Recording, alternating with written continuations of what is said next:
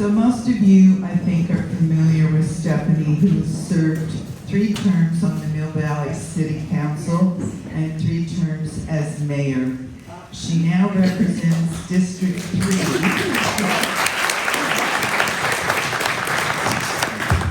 She now represents District 3, that's us, Southern Marin, on the Board of Supervisors. She's Vice Chair of the Metropolitan Transportation Commission. Oh, what fun that must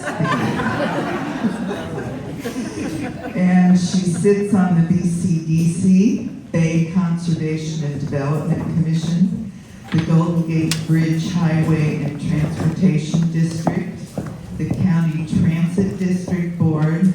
She's chair of Marin County and City Sea Level Rise Collaborative, the Marin Housing Authority. She serves on the Marin Flood and Water Conservation District and several committees of housing and climate. What a fun job she has. Absolutely. Derek is a Novato native. He dedicated 12 years to the city of San Luis Obispo, where he served as city manager, assistant city manager, and director of community development. While there, he led major infrastructure and urban development initiatives, strengthened financial sustainability, and left a lasting positive impact on the city's livability and resilience. He was also director of long-range planning in Santa Barbara.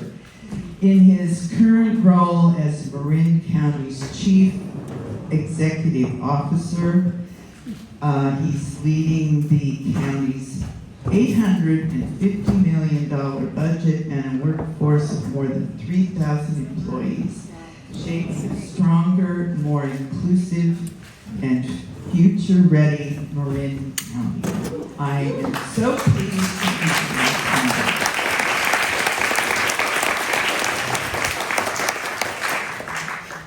Oh, you need this. And your lapel. Oh, right.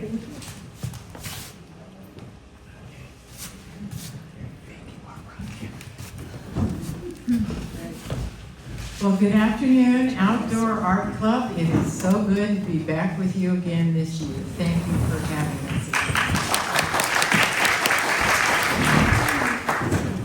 The energy in this room is palpable. I have no doubt that all of you could do just about anything if you put your minds to it. The City Council, yay Caroline Joachim for Mill Valley, was that I felt that the county could raise the bar with the level of service delivery in the unincorporated areas. And that includes Tam Valley, where we are right now, which is part of my district, as well as Marin City, Strawberry, and the Horse Hill area of Mill Valley. We are 94941, but there have been some differences in how services are provided and the presence of the government. And so I initiated a look at our government structure, and we moved from a county administrator to a county executive. That Derek will tell you more about that. It has made all the difference in the world.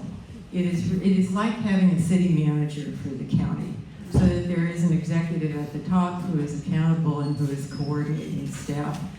No surprise, the county is a much larger and more complex operation than cities. But you've got here in Mill Valley and in our Marin cities and towns some of the best functioning councils that you could hope for. So we want to be a partner with the cities, and we want to amplify their work and build on it, and you'll hear about that today. We have a roster of issues that we were asked to speak to you about today that really cover a number of topics. Yes, and this was from the Outdoor Art Club request piece, and so you are always thorough.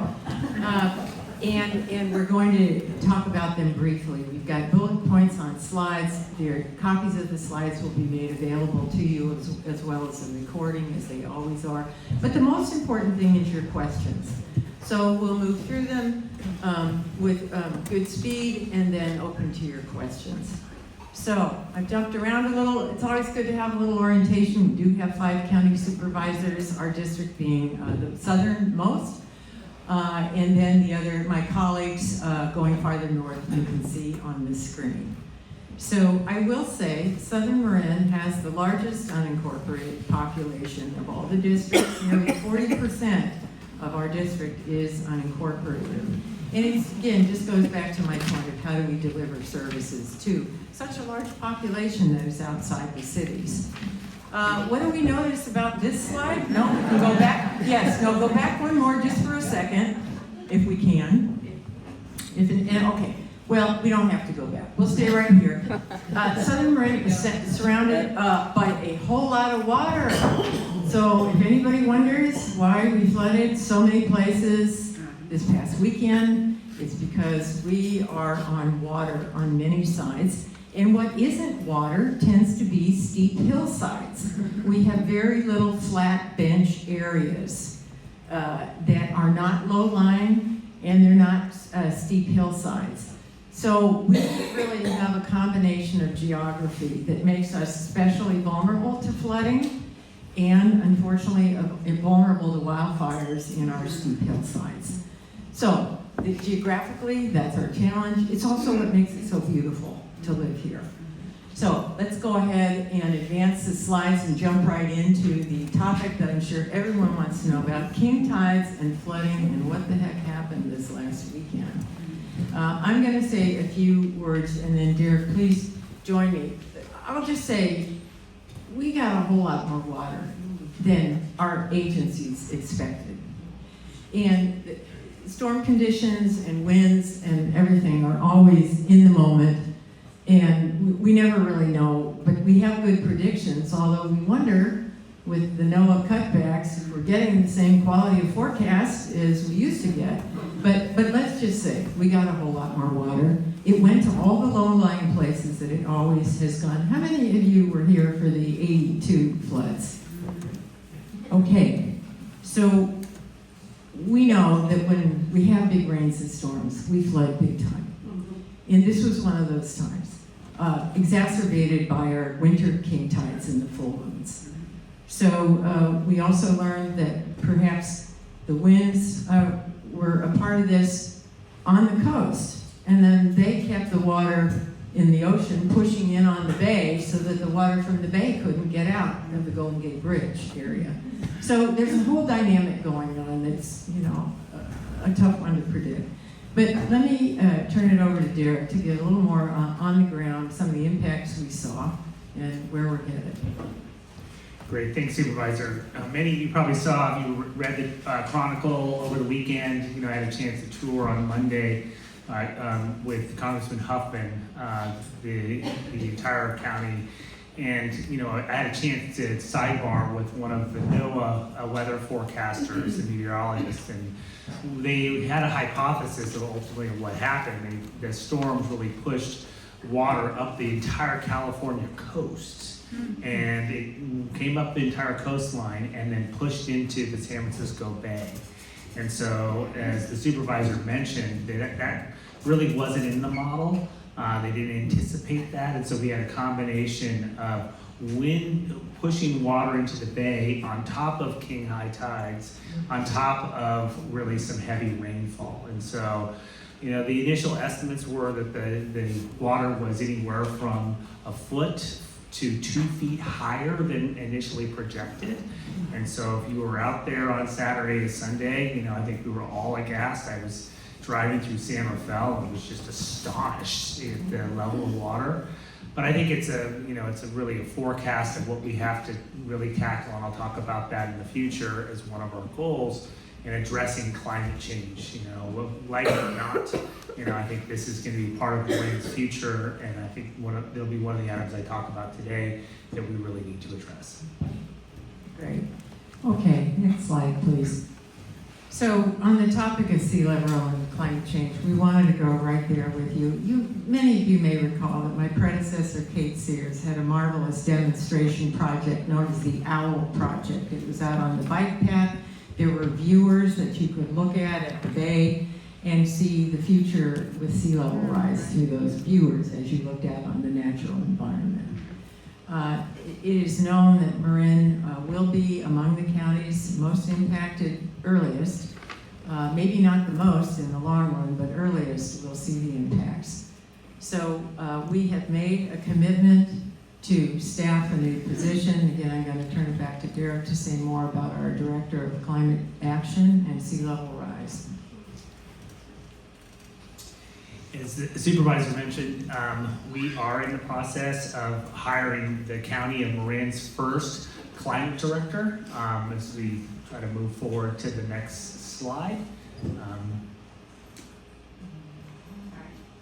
having a little technical difficulty, but the board was very fortunate in really setting aside some money a few years ago to establish Marin County's first climate team.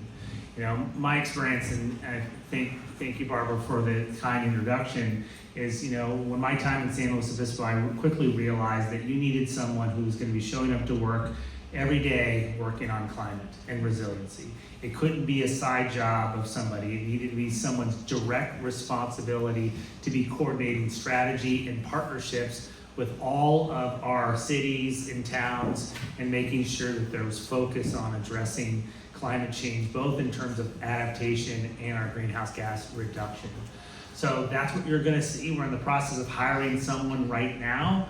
Marin County has been a leader. My intentions are we're gonna continue to be a leader in climate adaptation. And so we're on really the beginning. You're gonna see some projects actually start to happen.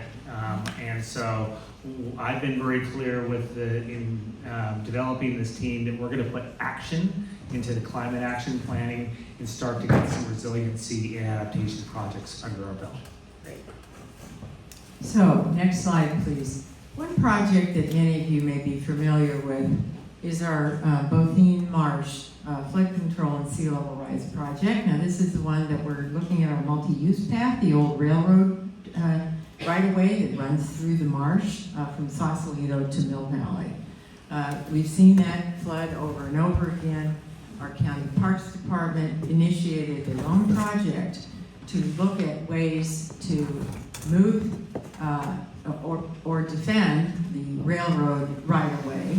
And happily, to the great community input we got, the desire is to move the multi-use path out of the middle of the wetlands and closer to, right against the shoreline, the east shoreline, in Town Junction area, behind those businesses that have become so popular. And by doing this, the multi-use path becomes part of a fortification for sea level rise against the rising seas. It also allows the restoration of the marsh. We, for those of you who follow capital project planning closely, are working towards the 65% design level, which means we're going to be 2/3 of the way to designing that project in the next 18 months. So that's a good thing. The hard thing will be where we find the money to build this thing. And that's on our plate. As Derek has said, we need to be very focused on this. But we have been making progress both on the bay side and on the coast side with sea level rise, even while the future of funding and how we're going to get it done is not clear. That hasn't stopped us from going forward with our plans. Next slide, please. In a similar vein, I was delighted that the city of Mill Valley, like the city of Tiburon, the city of Sausalito, San Rafael, have all taken on their own climate sea level rise planning. Here we go. And so Mill Valley this year is undertaking a robust adaptation planning effort. And stay tuned for that, but I can tell you we will work, and we are working in close coordination with all the cities on their plans so that we work in unison together. Next slide. Let me just say that in my role on the Bay Development and Conservation Commission, which, remember, Betsy Cutler was my predecessor a number of years ago, they are also looking at regional planning for sea level rise. And so there's regional coordination that will happen. And then in my role on the Metropolitan Transportation Commission, no surprise, our highways, including Highway 101, are among the major infrastructure that will need to be rethought or defended, and they will become a part of our sea level rise defense mechanism, one way or the other. Much of that is Caltrans planning, but some of it is under the auspices of the county and the city jurisdictions. So there is a lot of work. It's formational right now, but it's all headed in the same direction so that we row together towards solutions for the future. Next slide. Oh boy. Housing. I'm going to put this in a context of the good news and the bad news, frankly. The good news is we are starting to see housing happen with projects here in Southern Marin for low-income, affordable, and also senior housing. And I think recent community survey we've done indicates that there's a lot of support in Marin for housing solutions. Derek can talk more about that. The question is always where we put it and how do people feel about where we put it. The complexity we've had is all the state regulations that have come up in the last year, which, as I'm sure many of you have read and know, have taken away a lot of our local discretion and control about design, about location, about height. And that is our state legislature's very strong push to create more housing and get through a logjam of projects that have just not gone forward, not just here in Marin County, but everywhere in California. But we are in a bit of a rock and a hard place situation, as you'll see with some of the slides that I will show you. Yes, we do have housing projects in the pipeline, and I'm happy about that. They're larger. They're not always in the place I would put them. And we don't have a lot of control over that. So we are managing the best we can. So let's take a look at them. Okay, well, this one is a sign from that one. This is our Golden Gate Village public housing project that was designed, by the Frank Lloyd Wright associate Alan Green and a wonderful group of landscape architects who made a really model public housing project for our World War II ship workers in Marin City. That project was completed in 1960. It is in need of another renovation, which we hope will begin this first quarter of this year. We've received funding. We have a historic preservation tax credit, so we're not changing the buildings. We're simply gutting and renovating all their systems. And I'm very proud of the work that we've made to get this far. We've worked very closely with the residents, taken their input, and had them as partners all along the way. Okay, let's go to the next slide. Okay, this is a project in Marin City, 825 Drake. It's been in the news off and on. It was one of our first SB 35 projects, which was streamlined approval process. In fact, it was our first one, and it was passed in 2020, actually before I took office, but first one in Marin County, where developers could come in, ask for a streamlined approval process. The original project was for 72 units in Marin City. And this is a community which, as we know, already has a lot of affordable housing in it. It was also quite large. And so there was a lot of community pressure. Our assembly and senator got involved, and this project ultimately is being split in half, which never happens. But we exerted enough political pressure on behalf of the Marin City community that we will now put 42 of the original 72 units in Marin City and the remaining 30 in Tam Valley, and we can go to that slide, in a place that I don't love, and it is subject to flooding. If you go to the next slide. This is going to be down near the Holiday Inn, and I am aware of the flooding concerns and traffic. I really am. We've had meetings right in this room to take comments about this. The flooding and sea level rise has to be solved for the whole neighborhood.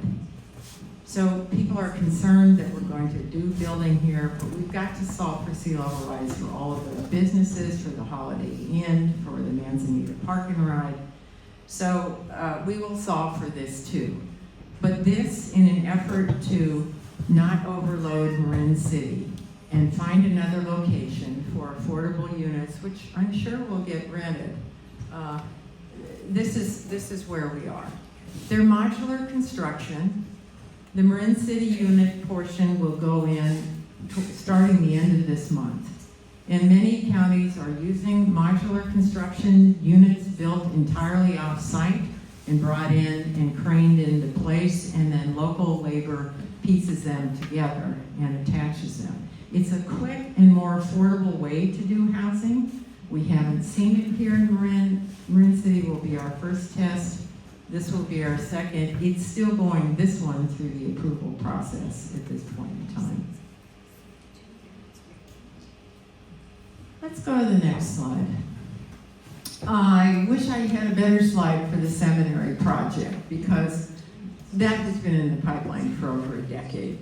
I'm sure most of you know this. It is actually quite an attractive project. And I'm sorry we don't have the slide. Largely, it's all rental housing. It is also got a senior assisted living and independent living component, as well as memory care, which we know we need more of. The issue that will come to the Planning Commission this year, this spring, for approval, recommendation for approval of this project, is how well we deal with traffic and how well we deal with the school that has yet to be defined on the site, but is still a part of the overall plan for this site. So you'll be reading more about this. Again, I wish I had a slide. Our local architect, Mark Cavagnero, was the architect. It's a sustainable and attractive project. So I look forward to it when we can work through these other issues that we need to figure out. Okay, last housing slide. This is the most recent project over in Strawberry. It's on the north side of Tiburon Boulevard. On the frontage road. This is senior housing with also an assisted living component, a lot of activity space like the Redwood enjoys. This one is larger and frankly more impactful than I might have liked. I do think the developers have good intentions. They grew up in Tiburon. They had a grandparent who they saw could have benefited from senior housing. This one is also subject to some streamlined approval processes. So there is only so much we can do to shake this one up. But there will be benefits, there will be impacts to the local neighborhood. We're going to try and mitigate the impacts as best we can. Some of these may be subject to legal challenge, so stay tuned. It's, as I said, there's good and bad about all this. I think that's my last housing slide. Before I let that go, though, let's go. Sorry, Veronica. I do want to give just Derek a chance. He's much more schooled in planning than I am. To just add in, please.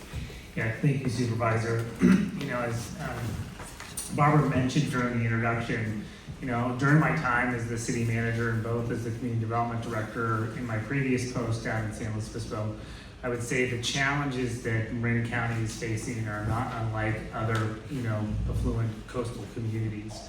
You know, I spent time in Santa Barbara, working largely in Montecito and along the entire South Coast, and then in San Luis Obispo as well. And I think at some point, you know, we made the realization that the state mandates weren't going to stop. And there has not been a successful city or county that has challenged the state mandates. So, and the supervisor mentioned the survey that we recently did. And so there's some interesting feedback from the public about what we're experiencing today. On one hand, I think all of you recognize the dire need for housing. What I think this survey really showed is that we as a county and the cities, we need to do a better job of planning for and accommodating that housing in the right place and the right scale. in doing that planning. And so the approach that I took with my previous post, and I recognize, this is a much bigger area and population to serve, is that we underwent, a comprehensive visioning and planning process, and really said, well, rather than the state mandates happening to us, what do we want to do with those state mandates, and how do we want to make them fit within our community? And as a result of that, we did a lot of placemaking. We did a lot of work in accommodating development in the right places that helped build infrastructure and facilities that the community wanted. And so at some point, and the board is going to undertake a strategic planning process this next year, my hope is that we as a county can have that type of conversation. And because at the end of the day, this probably isn't going to be, and the changes and the plans we'll be looking at won't be necessarily impact us during our lifetime, but it really is going to be the legacy that we'll leave for the next generation. And so I think that's going to be the challenge before us as we think about not only accommodating housing now, but housing into the future.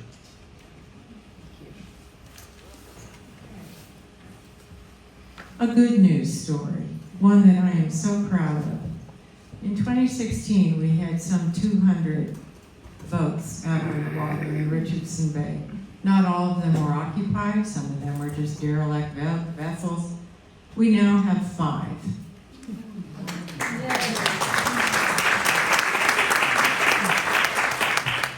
This was an effort that took many, many partners to make happen, including our state senator, Mike McGuire, who gave us a grant for $3 million to make housing vouchers available to the people that we wanted to move off the water. And we have done this. We have 3 or 4 people left to move off the water now.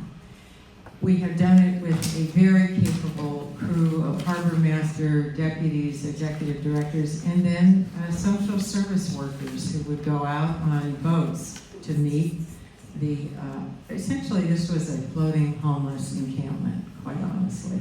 It had a lot of character, but it was very substandard. And many people out on the water were not sailors. They did not know how to handle these boats.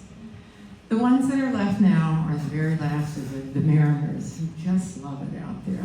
And I don't blame them, but BCDC has told us this has to come to an end by this year, 2026. And we are moving some vessels into a protection zone where they can be for another year or 2, but not very many. And then meanwhile, if we can go to the next slide, we're restoring the eelgrass out there, and many of you know this is fundamental to the whole habitat of the bay, in that we have one of the last intact eelgrass beds in the entire bay area. So the anchors of the boats were scouring the eelgrass, and we had what looked like crop circles out on the bay floor. We need to restore all those, restore the integrity, bring back all the wildlife, the fish, and the wildlife that depend on them. That is happening. We had a grant from US EPA to do restoration of 14 acres. We completed that. We're going to continue.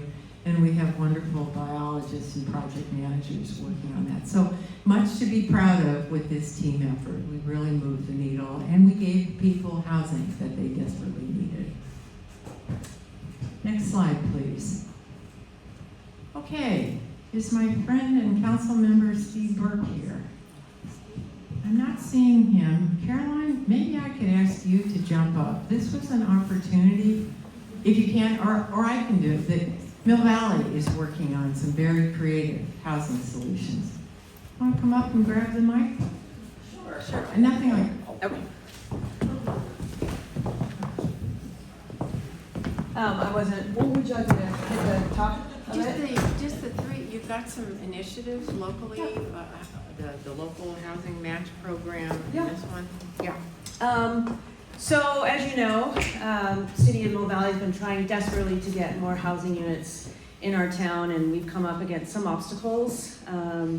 We're still dealing with Bayfront Terrace, trying to get the units there. So what council wanted to do is try and think of new and creative ways to incentivize, to get more housing units created. And we just started looking and turning over rocks to see what was under it. And one of the programs that came about was Lease to Locals. So there's a group up in Tahoe, in Truckee, and they noticed that the vacation rentals were empty, and the local workers were having a hard time finding a place to live.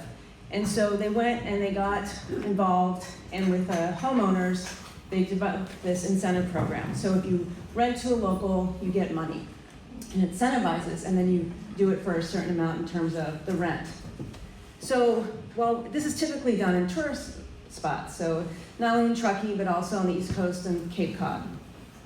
Now, Mill Valley, not really a touristy spot, but as it so happens, if you've been here long enough, there's turnover, there's changes in demographics. And what we were seeing is changes in the generations. So when generations turned over and the kids got the houses, they weren't necessarily ready to decide what to do with it.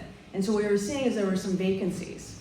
And so Stephen and I, mostly Stephen, our fantastic outgoing mayor, he hooked up with Lease to Locals and said, what about doing it here in Mill Valley? And so that's what kind of started it. And so what we're hoping is that we can actually incentivize homeowners, new homeowners too, that are not using the house. It gives them time to figure out what they're going to do for whatever reason, right? You've got estate plans, tax issues. This way you can lease to locals, and then you also get some tax benefits as well. So that was this, and this has just started. We sent out postcards, and I will say I was very happy to get text about it asking, what else can we do and how else can we get involved? So that was one of the other programs that we started. And I think that this is actually a really exciting program that we're going to see the housing units used and keep our local workers here as opposed to their long commutes. Yeah, great. Yeah, great. That was my commercial for Mill Valley's program. If you want more information, see Caroline. But Mill Valley is really working on some creative ways to create housing for workforce and home share and others. So again, we need every and all solution. All right, I'm turning it over to Derek. Great, well, thank you, Supervisor, thank you, Council Member, for stepping up. When I was first invited and I saw the name of the club, Outdoors and Art, that really kind of rings true to me. Part of what was not introduced as part of my bio is before coming here, I was the chair of the Performing Arts Center for 2 years, and then also on the museum board as well. So I have a real fondness for art and outdoors. So I was really intrigued by the name of this group, and it's very nice for you all to welcome us here today. And so I'm gonna pick up some kind of zoom out a little bit and talk about some of the big macro issues that are affecting the county of Marin. Probably all of you have kept apprised of what's going on in the national and international news, and Marin is not immune to what's happening at the national level. We have seen some unprecedented impacts here at the county in terms of potential funding changes, largely associated with HR 1, what has been called the Big Beautiful Bill. And as a result of that, we potentially have a number of individuals in our county that may lose access to a variety of federal services. Just but one factoid I'll share with you is that prior to the ACA, Marin County had about an 18% uninsured rate. After ACA, we dropped to just under 4%. And so we're really at the process right now of trying to determine ultimately what is going to be the impact of the rollback of health benefits to many parts of Marin County residents. We have also really prepared, many of you may not know that roughly 16,000 people out of the over 250,000 people who live in Marin County are undocumented. They provide a wide range of support and services to our community. And the board stepped forward with some funding to make sure we're supporting our immigrant community with the threats that are out there today. We have been very active in the litigation area, and these are just a small example of a number of the cases in which we've joined either in an amicus form or otherwise to really make sure that we're preserving the rights of Marin County residents, whether it's condition of funding predicated upon, stipulating to certain standards that I think are outside of the value set of Marin County, or it's new requirements for housing, social services, and infrastructure grants, or for instances where DEI programs could not be a part of anything, and essentially there was a threat by the Trump administration to pull back or withhold that funding. So we've been fairly active. It has been quite tumultuous to try to do forecasting in a budgetary setting when you have a lot of pending issues in front of the Supreme Court concurrently with a lot of conflicting executive orders. But nevertheless, we do have a balanced budget, and the board has thankfully set aside some contingencies and glide path funding if we find ourselves in the position of needing to use it. And so more about that, if you have a chance, we recently updated the board in December, our last meeting in December, on our legislative platform for this next year, and you can get some incredible insight from our legislative director, Talia Smith, on the state of affairs as it relates to federal and state actions. Next slide. In terms of other areas, I talked about HR 1, the big beautiful bill, and its impact to healthcare coverage is probably one of the biggest threats.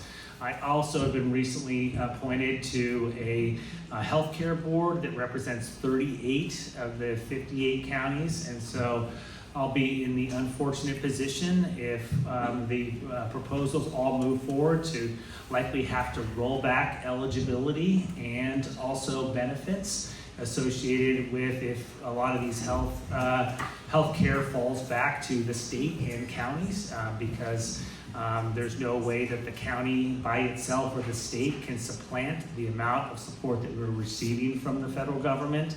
I think I've seen numbers and to the effect that, in Congressman Huffman's districts alone, it's about $3.5 billion a year just for the amount of subsidies. And so there just simply is not enough money at the state and local level to be able to backfill that. And so if that should occur, we have some pretty significant decisions to make into the future. I talked about some of those uninsured rates that we've seen. No one wants to see us return back to a point where we had our emergency rooms largely serve as primary care, and I'm working with our Health and Human Services Director to figure out what we can do in partnership with our local clinics. I mentioned the $500,000 in funding that the county provided for grant programs for our community-based organizations that are facing funding cuts, and this is what we can do at a local level. Again, this is just a partial restoration of funding related to some of the potential impacts. And it's virtually every single day that we have some new impact that's rolling down to the state and local level. And this week, many of you probably heard the potential impacts to childcare and the support that many of the states receive. And so I know that's important to Marin County residents. We don't know exactly how that's going to play out right now, but it's just one of those other variables that we're trying to manage.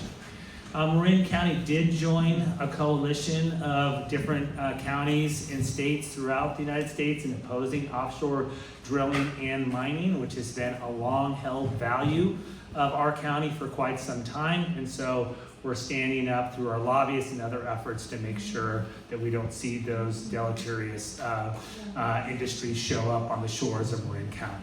Next slide. In terms of one of the points that the supervisor made, and I was really happy, for me, it was a lifelong dream to be able to come back to the county that I grew up in. My mom grew up in, my grandparents were here, and my grandparents were actually at the ribbon cutting of when they opened up the Civic Center years ago. And you know, when the recruiter was out tapping people on the shoulder asking if they wanted to come to Marin, one of my first questions was, well, what's the form of governance and what's the relationship between, you know, their chief executive? And I was really heartened to hear that the county had shifted from a county administrator to a county executive, which is really the norm these days around the 58 counties. In fact, you know, our county had not really taken, as far as I can gather, a look at the relationship between its chief administrator and the elected board members since 1955. So it's been 71 years since really we've taken a look at that, and a lot has changed since then.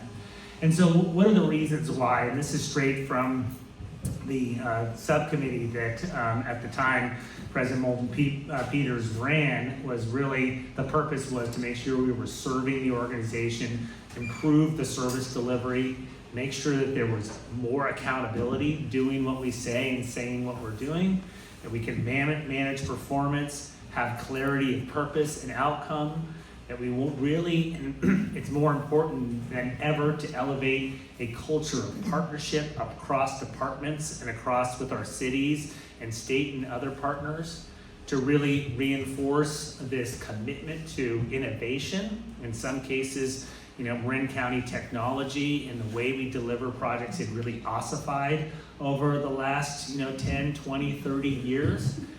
We really needed a different structure to address the urgency and complexity of issues, whether it's housing, climate change. Really those issues can't be solved by one department alone. It needs to be solved by cross-coordination. For those who are going to be paying attention to the budget workshops that we'll be holding in February, you'll be seeing the first time combined work programs that show departments working together on these complex issues in a coordinated fashion. And that's what you should expect from your county government. And then at the end of the day, we want to enable faster aligned actions where you see ultimately, impact across the county organization. Next slide.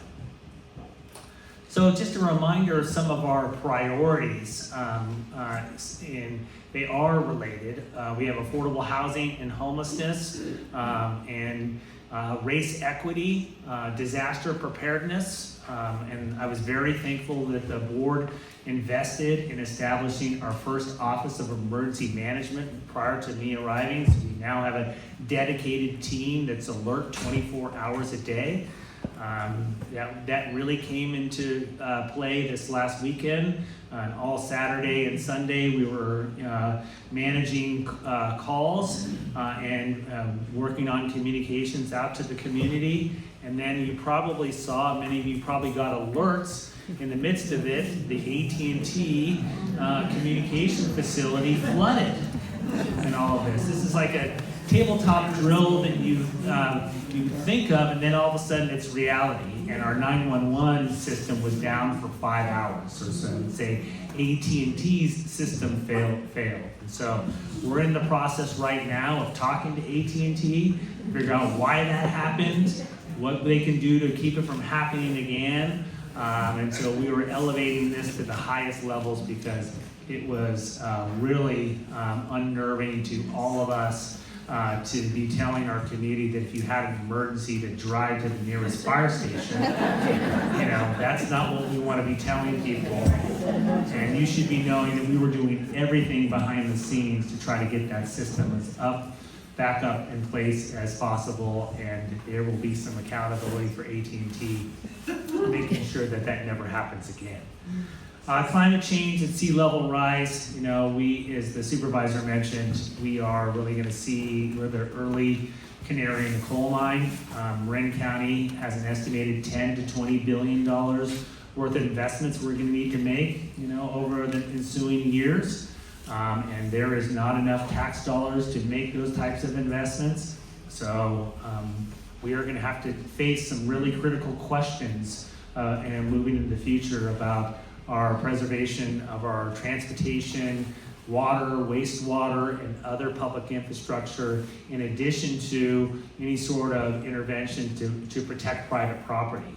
And so we've got some serious policy, financial, and other decisions that we need to make over the next decade. We're up for it. That's why we've established this climate team, so that we can make some comprehensive, informed decisions in collaboration with the community, the cities, and all of the partners. It's not going to be easy. It's going to be inconvenient, but there's some hard truths that we're going to have to confront here into the future.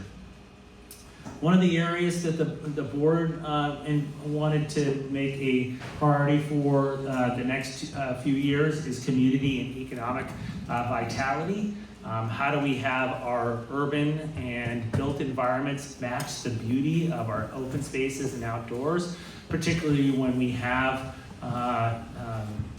unprecedented housing mandates that are being imposed on the county. I've mentioned the survey that we recently did. Housing was one of the key priorities. Another latent priority of voters that was revealed in this survey is that people want a clear economic or understanding of the county's economic strategy. What are we doing to retain jobs and retain businesses here in Marin County? And last but not least is our county infrastructure.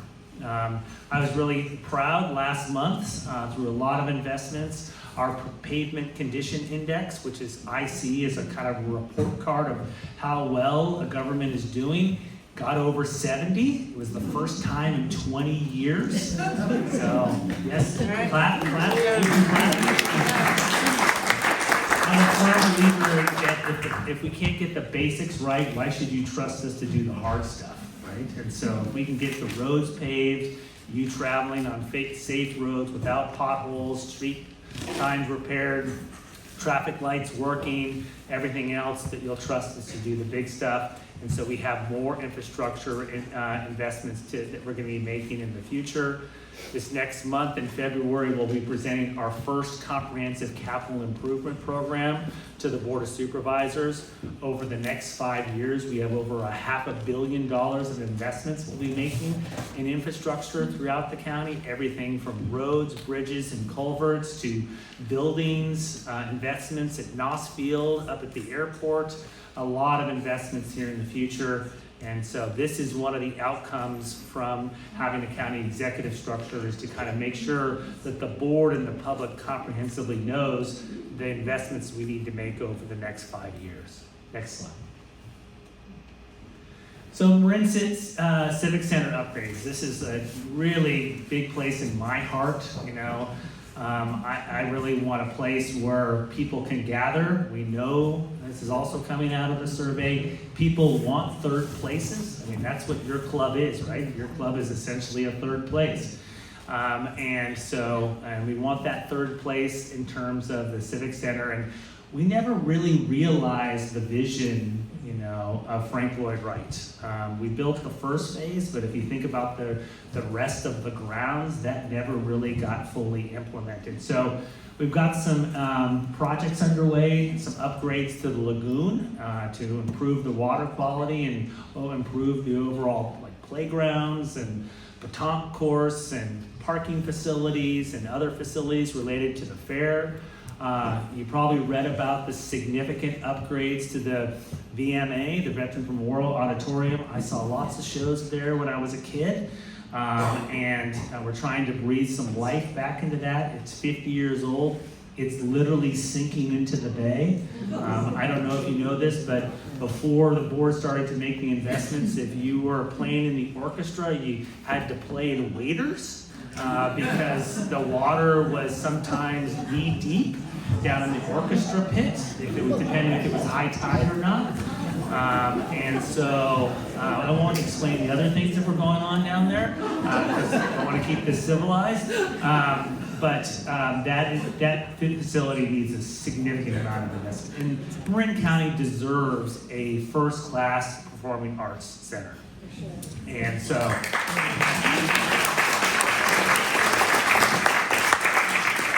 So you'll see some media coming out. What was the last 50 years? What's the next 50 years? We're in the process of doing a business plan right now to make sure our program and everything else is relevant here into the future. We've partnered with AIM for the farmers market, which, you know, everyone knows the farmers markets, hopefully spends time down at the Civic Center. I'm really excited to have our first purposely built farmers market so that we have proper stalls, facilities, bathrooms, instead of being in a parking lot, that it's in something that where is essentially a gathering place. The vision eventually is to have a test kitchen and to have a cooler, to have offices, and really have a world-class market for our farmers to give them every single chance to sell their local products here to Marin residents and visitors. So I'm really excited about this. This is really, I think, something that will be a legacy for Marin County. And last but not least, hopefully you had a chance all to take part in our light activation at the Civic Center this year. We had on the opening night 5,000 people who really wanted to really take in the festive holiday lights. We're hoping to make this a tradition and really so that Marin County will see the Civic Center as a place where you can find yourself, see your neighbors, see others, and experience arts and culture in a way that perhaps you haven't seen in the past. So really looking forward to this. If I had my way, you know, the Civic Center would be kind of the Balboa Park of Northern California. Many people have been down to San Diego that really kind of has a show, really showcases both arts, culture, and access to civic resources. So that next slide, we want you to stay informed. And so one of the areas that I've really focused on that's been important to the board is kind of working through the noise and making sure you have reliable, timely access to information so you can engage as citizens in matters that are important to you. So whether it's Supervisor Moulton-Peters' monthly newsletter, the Southern Marin Scoop, or I really encourage you to sign up for Alert Marin. We learned some lessons this weekend. We probably should have done Alert Marin sooner with the King's High Tide. That was one of our lessons learned. And so those are just two key ways that you can get access to information. Last but not least, there's always ways for you to serve your county. We have over 80 committees and commissions which need really civic-minded individuals who are invested in the future of Marin County. So whether it's the Commission on Aging, the Library Commission, or the Women's Commission, there's always a way for you to serve Marin County beyond what you're already doing today. So with that, I think that's my last slide. Thank you so much. I'm going to turn it back to Supervisor Moulton-Peters. Thank you. You've been very generous with your time.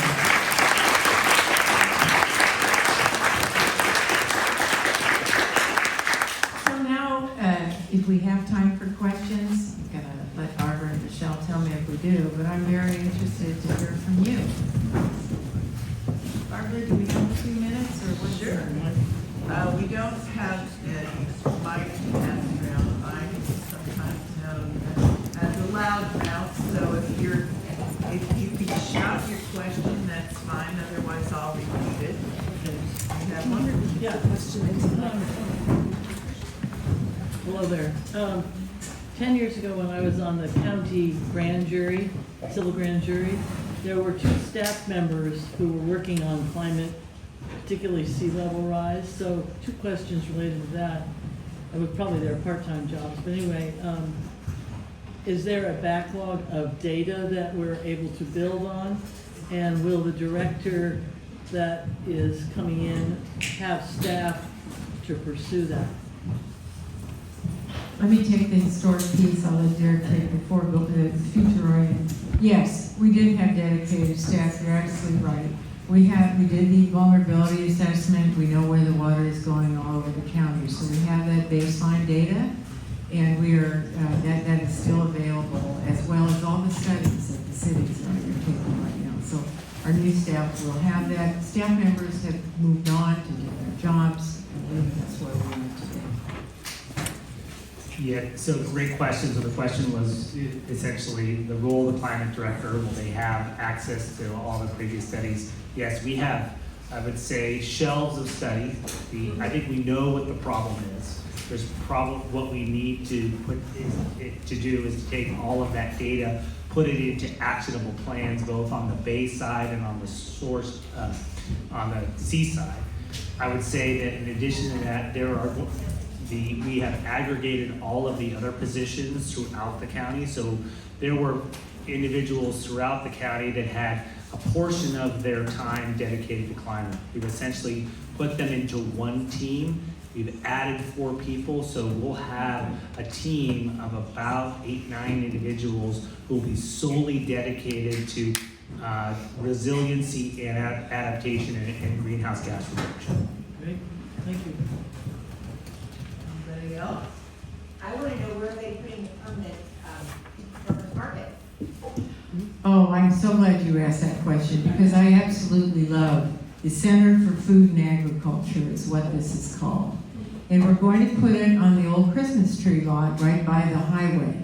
So it's not far from where it has always been, but it will be a dedicated space that is planned, landscaped, has shade coverings, and the marvelous, the Center for Learning, Cooking and Green Gardening with the Master Gardeners. It's going to be fabulous, and I do want to mention there's still a fundraising campaign to get the last little bit of money to make it happen. So we'll include information about that. But we're breaking ground on the first part of it this year, and so we'll have a wonderful new Center for Food and Agriculture.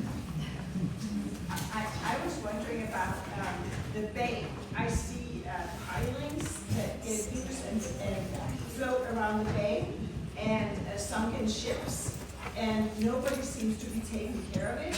Is there a disconnect between people push the problem to each other? Because we have all the different counties. You're kind of, you know what I'm trying to say. Yeah. Well, depending on where you're talking about, when you go over the Richmond-San Rafael Bridge towards Oakland, there's a wonderful old hulk of a ship that's been there for a long time to the north of the bridge. Here in southern Marin, we keep a pretty close eye on that kind of marine debris because it is a shipping hazard, and we have our shipping lanes that are largely used for recreation. But if you have certain locations, I'm happy to take that information from you and see what we can do to get that removed. Thank you. I know where there's a ship that hasn't been picked up, so I All right, we want to know. Hi, so I have a question relating to the various housing projects you talked about, and I don't know really what the county or cities are allowed to do, but it seems clear that many of them don't have anywhere near enough parking. And I'm wondering if there is, I know that some of these are projects that bypass the normal process, but is there something you guys can do to, I mean, everybody says, oh, people will take public transportation. They will not.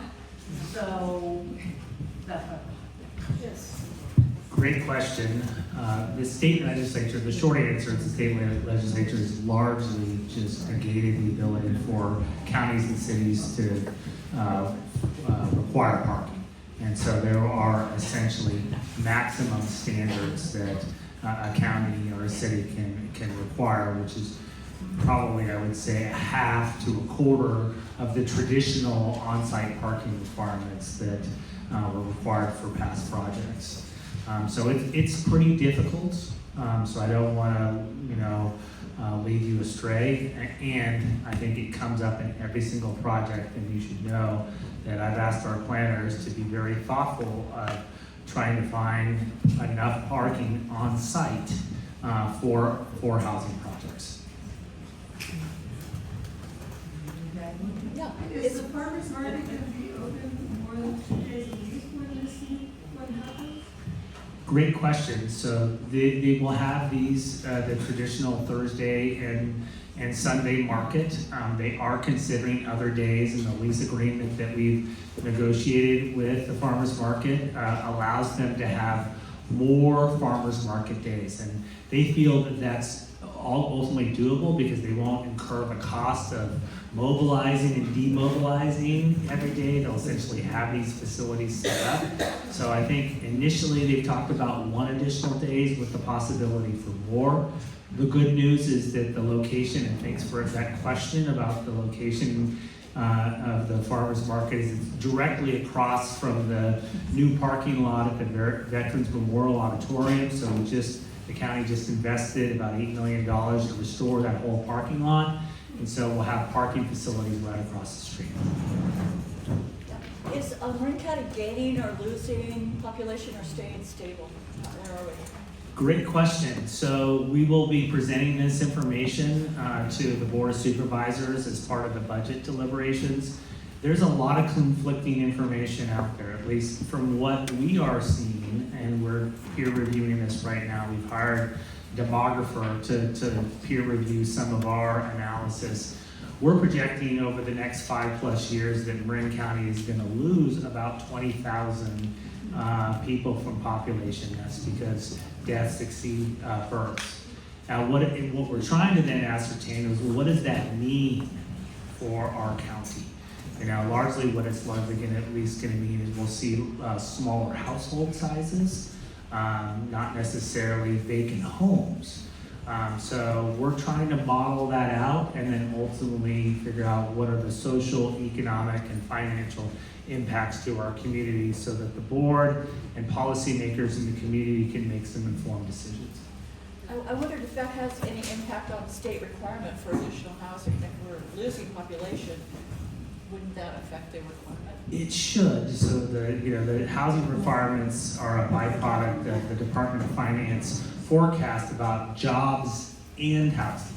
And population growth. So it's a multi-variable equation, and then of course it's then the allocation happens through our local metropolitan planning organization. So Marin doesn't have the county or the cities don't have total discretion. That's largely comes from the state of California, but you probably read in the paper that's something that we've commented on in terms of some discrepancies about population growth and ultimately what does it mean for our county. I just have a couple of uniquely legal questions. The Golden Gate Village residents, where are they being housed while their homes are being, and then are you guys also working in terms of climate change on not just adaptation, but promoting fewer fossil fuels in the county in some fashion? And does eelgrass mitigate flooding?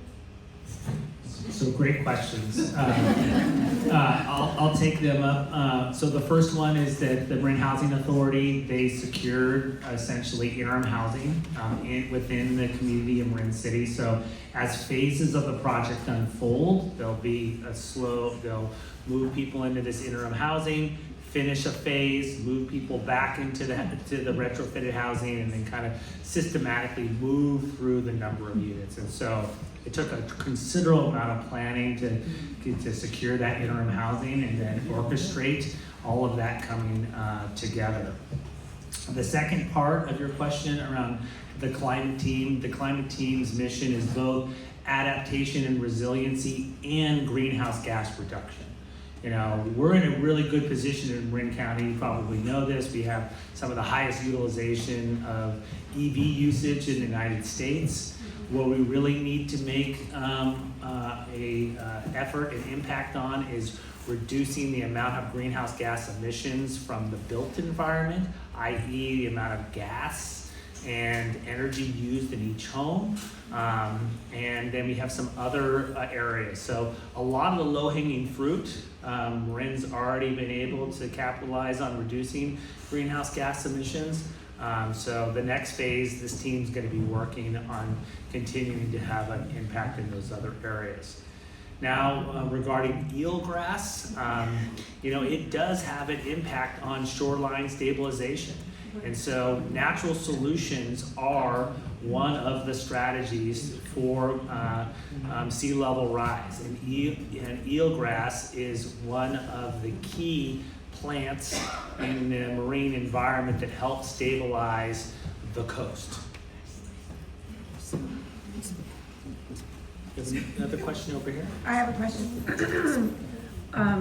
I noticed that we have 5-story level in Tam Valley for that low-income housing, and then another 5-story over in Strawberry. Can we expect 5-story structures in those unincorporated areas of Southern Marin? Great question. I think, it depends on a variety of factors. What is the underlying zoning?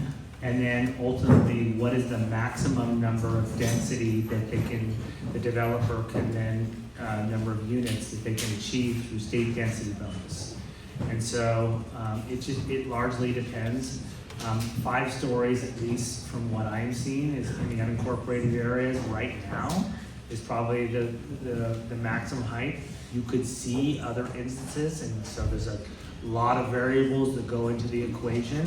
And then on top of that, there's the kind of the caveat that the developer can ask for concessions or incentives to make their projects economically viable that can go beyond that. So there isn't a hard and fast rule, but it's not unlimited.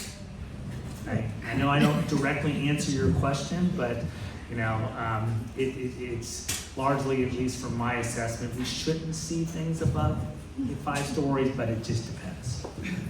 Yes, ma'am. This isn't an impactful question, but what's happening with the flea market at the Marin Civic Center? The monthly flea market? Any plans? The French, the French market. My understanding is that will continue, that there's been plans to accommodate that. Okay, so I'm assuming it's not moving back to that bigger parking lot that you just spent $1 million on? The Veterans Memorial, I don't know the exact location, but we can certainly follow up about the details. It might be accommodated in the proposed facility, but it's going to be on the Marin Civic Center campus. Okay, thanks. Yeah. Well, thank you so much for all of your questions.